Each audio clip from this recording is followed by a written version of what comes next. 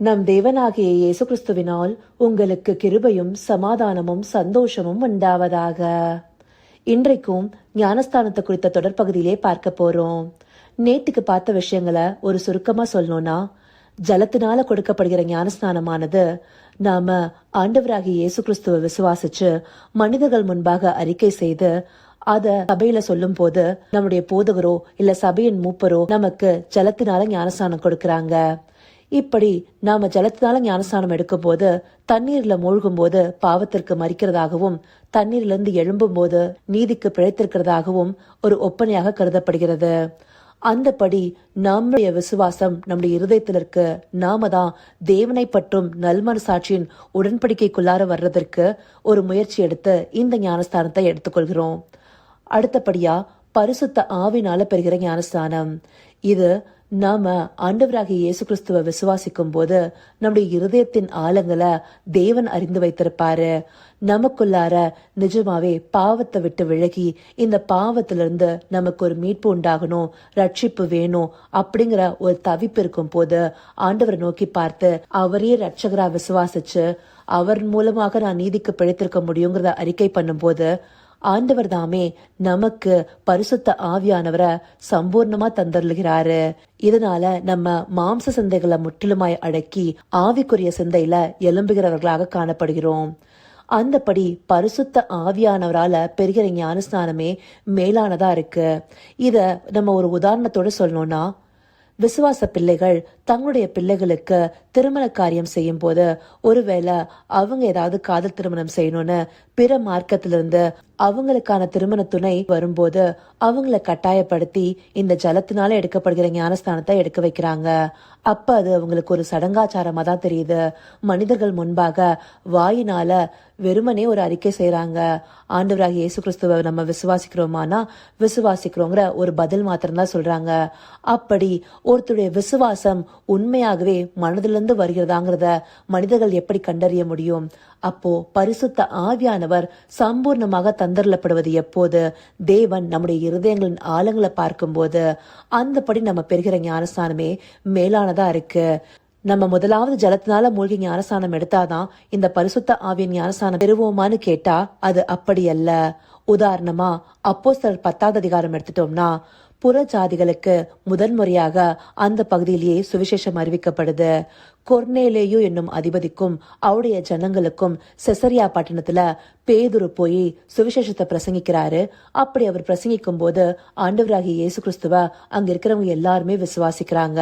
அப்போ அவங்க பரிசுத்த ஆவியானவரால நிரம்புகிறத பார்க்கிறோம். அப்ப முதலாவது அவங்க பரிசுத்த ஆவினால ஞானஸ்நானம் பெறுகிறாங்க. அதை பார்த்து ஆச்சரியப்பட்ட பேதுரு இவங்களுக்கு ஜலத்தினால கொடுக்கப்படுகிற ஞானஸ்தானமும் கொடுக்கப்பட வேணும்னு சொல்லி அதற்கு பிற்பாடே ஜலத்தினால கொடுக்கப்படுகிற ஞானஸ்தானத்தை கொடுக்கிறாரு. இதுல இருந்து நம்மளுக்கு ஒரு விஷயம் நல்லா தெரியுது. நம்முடைய இருதயத்தின் ஆழத்திலிருந்து நாம தேவனை விசுவாசிக்கிறோமாங்கிறது ஆண்டவர் நன்றாக அறிந்திருக்கிறாரு. அதனால பரிசுத்த ஆவியானவரை நாம ஜலத்துல மூழ்கி ஞானஸ்தானம் பெறுவதற்கு முன்பாக கூட பெற்றுக்கொள்ளலாம். ஏன் சில நேரங்களில் நம்ம ஆண்டவரை விசுவாசிச்சு சபைகளுக்கு வர மக்களை பார்ப்போம். அவங்க ஞானஸ்தானத்தை தாமதமா எடுத்திருப்பாங்க. ஆனா பரிசுத்த ஆவியின் வரங்களை பெற்றவர்களா இருப்பாங்க. சில நேரங்கள்ல அந்நிய பாஷைகள்ல பேசுவாங்க, தீர்க்க தரிசனங்கள் சொல்லுவாங்க, தரிசனங்களை காண்கிறவர்களா இருப்பாங்க. ஆனாலும் அவங்க இந்த ஞானஸ்தானத்திற்கு உட்பட்டு வருகிறது சில நாட்களுக்கு பிறகு கூட இருக்கலாம். அப்படி ஜலத்தினால எடுக்கப்படுகிற ஞானஸ்தானம் பிற்பாடு எடுக்கப்பட்டாலும் கூட அவங்களுக்கு உண்மையா அந்த விசுவாசம் இருதயத்துல இருந்து பாவ மன்னிப்புக்காக அவங்க எதிர்நோக்கி பார்க்கிறாங்கிறத தேவன் பார்க்கிறவரா இருக்காரு. அந்தபடியான மனம் திரும்புதலுக்கு ஏதுவான ஞானஸ்நானமாகவே இது இரண்டுமே இருக்கணும். ஏன்னா ஜலத்தினால பெறுகிற ஞானஸ்தானத்தை நாமே முன்வந்து கேட்கும் போது நாம உண்மையாகவே தேவனை பற்றும் நல்மனசாட்சியின் உடன்படிக்கைக்குள்ளார வருங்கிற அந்த கமிட்மெண்ட்ல உண்மையா இருக்கணும்.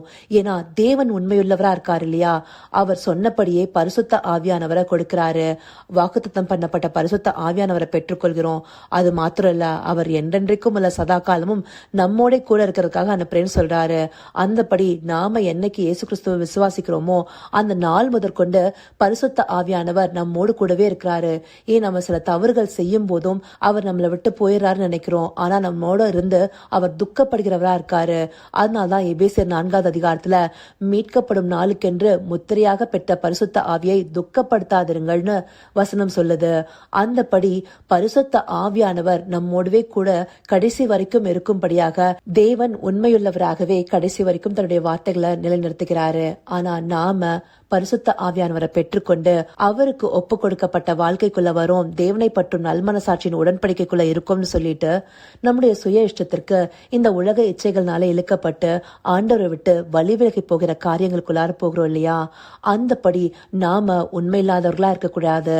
நம்மளை அழைத்த தேவன் எப்படி உண்மையுள்ளவரா இருக்காரோ அந்தபடி அவருடைய பிள்ளைகளாகிய நாமும் உண்மையுள்ளவர்களாக இருந்து அவரை பற்றி கொள்கிற நல்மனசாட்சியை உடையவர்களாக இருக்கணும். ஒவ்வொரு காரியங்களையும் தேவனோட ஐக்கியப்பட்டிருந்தாதான் அது நம்மால கூடும்.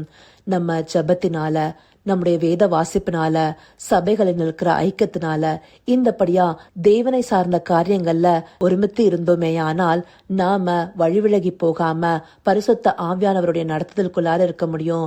பரிசுத்த ஆவியானவரும் நம்மோட கூட இருந்து நாம போக வேண்டிய வழிய நமக்கு காண்பிப்பாரு.